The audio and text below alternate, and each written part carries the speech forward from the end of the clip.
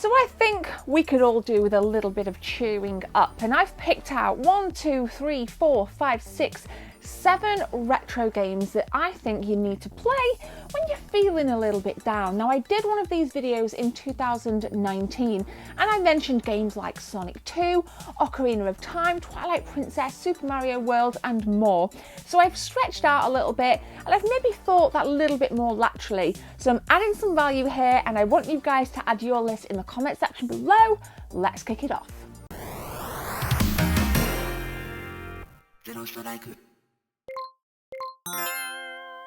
First up then is the classic Street Fighter 2. I challenge you to pop that cartridge into your Super Nintendo or Sega Mega Drive and not have a smile on your face. The familiar characters, the familiar music, all of it's very, very different in terms of whatever country you're in and whatever fighter you're fighting against. Blanka, whether it's Ken, Guile, I mean, this game just oozes quality from start to finish. And another thing that really does make me smile are the special stages. I'm absolutely terrible at the special stages, whether it's breaking the car, breaking the wall, you know, the barrels. No matter what Street Fighter special stage I'm on, I'm absolutely terrible because my coordination is not that great. But I just can't help but smile when I play Street Fighter 2. I really love it. My favourite character is Chun-Li from the 16-bit generations, but then further down the line, I really like to play with Sagat. Really fell in love with Sagat from Street Fighter 5 onwards. So, but Chun-Li is my go-to, Chun-Li is my girl. I'm terrible with Ryu and Ken, but it just makes me laugh. I love Dalsim, and I remember like seeing Dalsim for the first time with his stretchy arms and him like floating, levitating. I mean, the guy is just a classic ledge, and I love the game, and I think we all do. And we all need, like I said, a little bit of cheering up and smiling amidst what's going on out there with this lockdown. So Street Fighter 2, please share some of your memories as well. I've got fond memories of Street Fighter 2. Might even chuck on a stream. Let me know what you think. Next up then is another game that I just loved on the Dreamcast, and I loved the remake on the PS4. I'm going for Shenmue, and I deliberately wanted to bring some Dreamcast and some Sega goodness into this video. And the first game that popped into my mind was Shenmue, because it's a game that paces so well, because the story is drip fed to you at a wonderful pace. I love the characters, I love going to the little machines and picking out like the Virtua Fighter. You don't get to pick them, but it's potluck on which little you know, character, you get a little figurine, you know, all the little notes in the notebook, the sound of the pages when the notebook turns. I mean, there's so much refinement and beauty within this game's aesthetics before you even get to the story. I mean, the story in itself is incredibly touching and full of determination. And I love the town, I love the walk from your house. You kind of come down, you've got the little kitten, you feed the kitten, you know, you talk to different, you know, people that you see. And it's just such a heartwarming experience, and I loved every minute of Shenmue, loved playing through it. And then we had some fun. If you cast your minds back to when I streamed it, I completed it on stream. We had a ton of fun racing the forklift trucks. I mean, whenever I see a forklift truck, ever since I played Shenmue, like way back when, you know, my mind is just like, oh, Shenmue, or you're at an airport and you're just waiting for the plane to take off. You look out the window and there's some dude carrying a couple of suitcases or like pallets, and you're like, Shenmue, and it makes you smile. There's lots of different things that just make me feel good about the game, and makes me feel good in general, and I love it. I absolutely love Shenmue. And when I played it, when I did stream it, there were some people that hadn't played it, so I'm just kind of chucking it back out there into the universe. I think it's the perfect time for it. So Shenmue on the Dreamcast is a definite feel-good game for me. It's a nice stress reliever. You can take a break from the normal storyline and just go and, you know, pop a few coins in the little machine, collect your figures, or go and have a drink of some random cola, which is just absolutely gnarly, and I love it. Next up then, one of the very first PS1 games I played, my brother actually got this part of a 3-game bundle for Christmas. I'm talking about Crash Bandicoot. Naughty Dog launched onto the scene in the mid-90s and delivered such a wonderful array of characters amidst some beautiful level design, incredibly varied, whether you're running backwards, forwards, or you're kind of side scrolling, or you're dodging things, you're jumping from platform to platform. You're pushing blocks, you're collecting apples, I mean, literally, Do you remember the first time you popped that game into your PS1 and saw how beautiful it looked? And you know, whoa, like the whole room lit up, and it still does now. It's one of those games that still looks beautiful in 2020. That's why we need to be playing Crash Bandicoot. And yes, it looks even better when since it's at its upscale onto the PlayStation 4. So we've got the original trilogy, as we know. But for me, the first one will always be the Crash Bandicoot that I go to time after time after time on the amazing PlayStation 1 console. The nostalgia's there. It's difficult as well. It's really difficult. I don't know how I even managed to cope with playing Crash Bandicoot back in the day, because when I've played it since, I found it really tricky. So it's unbelievable really how things have changed and how your mind's adapted. But it's a great game. There's nothing about Crash Bandicoot that I can say I don't like. I mean, even the difficulty makes me smile, because it makes me laugh, it makes me cry, but overall, there's definitely more good than bad. The special stages, they're a real challenge as well. It's just so beautiful, and I just want to give Crash a great big hug, because he just looks so fluffy, so awesome, so cute. And that might sound really dorky to you, but I need a Crash Bandicoot plushie. I have a Pikachu, I have a Yoshi. I need a Crash Bandicoot plushie, but if you haven't played it, let me know if you have. Please entertain me in the comments. I want some smiles in this video.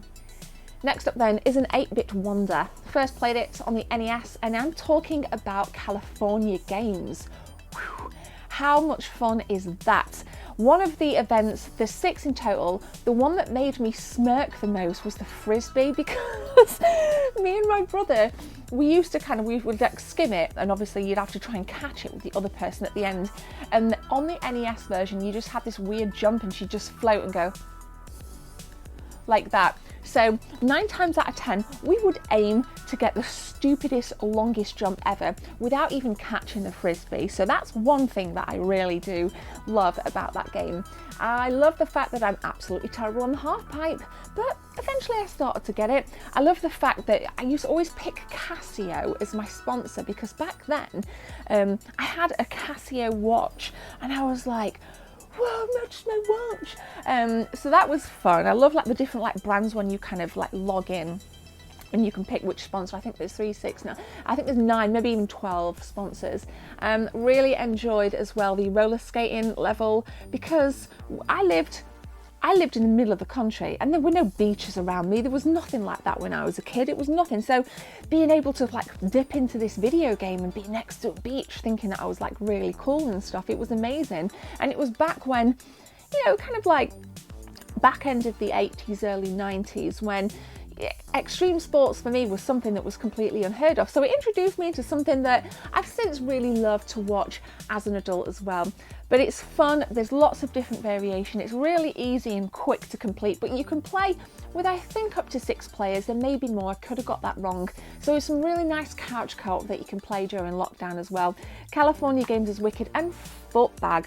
How cool is Footbag when you hit the seagull as well and it kind of like all sketches out, but you get extra points for it. It's just brilliant. It's just like the faces on the characters as well, like kicking the footbag, just, you know, really kind of like stoic. But it's just absolute bunch of fun, bunch of laughs, great couch co-op like I said. And I think for me, aside from the kind of Nintendo like franchise games, California Games is one of the most iconic NES games in my opinion, and it's a gigantic thumbs up. Next up then is a game that's bound to get you smiling from ear to ear, and I did speak about it in a recent video. I'm talking about an N64 classic, Banjo-Kazooie. Bright popping colours, fantastic characters that work really well together, loads of different eclectic enemies, like the witch reminds me, and I've said this before, the witch reminded me of the Wizard of Oz, and I think that was done on purpose. Love the world, and it was one of the games, again, that kind of 3D Mario 64 rotational style gameplay, really nice platforming, Great little soundtrack, love the sound effects, great dialogue as well. We had that with the subtitles because more often than not you couldn't understand what a lot of the characters were saying, so everything was subtitled, and it was just a fun experience. It was really good, and I think it was one of those welcome games back then on the N64, and even into 2020. It's one of those games that we often talk about. I've heard you guys mention it on my streams. Can you stream Banjo-Kazooie, please? Can you stream? Yes, I will stream Banjo-Kazooie.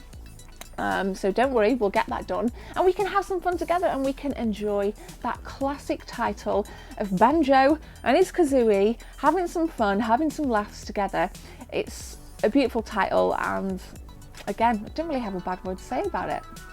Next up then is a Super Nintendo classic, and that is Donkey Kong Country. Wow, man, the graphics, the foreground, the midground, the backgrounds, the characters, just how fast it can get, even on foot, never mind before you get in a cart or you're launched out of barrel to barrel to barrel to barrel collecting bananas. This game has multiple layers of goodness, multiple layers of smiles. And of course, we have the Diddy being able to kind of tag team, switch over, and have that maybe like a little bit more of a nimble approach with Diddy, which I just loved. Obviously we got the beautiful Donkey Kong feeling a little bit heavier, a little bit more sluggish, has a bit more power, but Diddy just had that little bit more spring in his jump, a little bit Sonic-esque really. Love the fact that you can kind of like jump on the rhinos as well. That used to make me chuckle, still does. You can get really fast on those rhinos, collecting bananas like I've said in the caves, swinging on the vines, collecting the word Kong.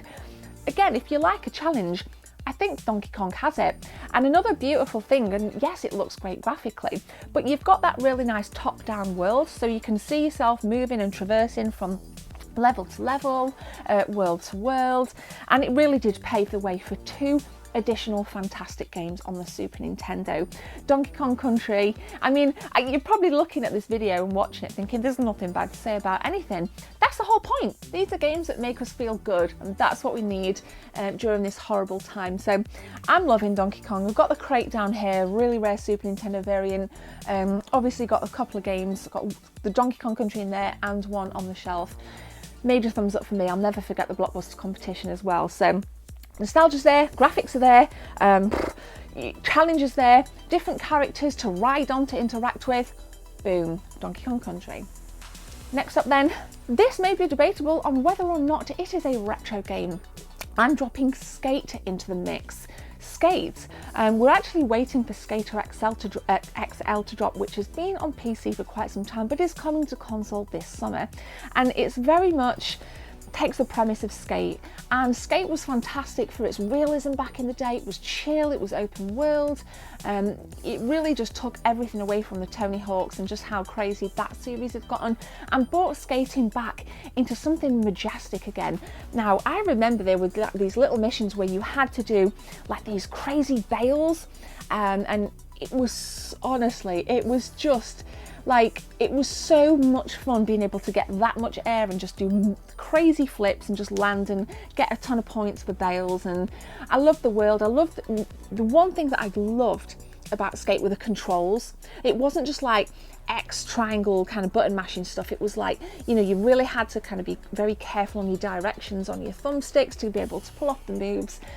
So it was chill, man. It was chill. Some good ass soundtrack right there.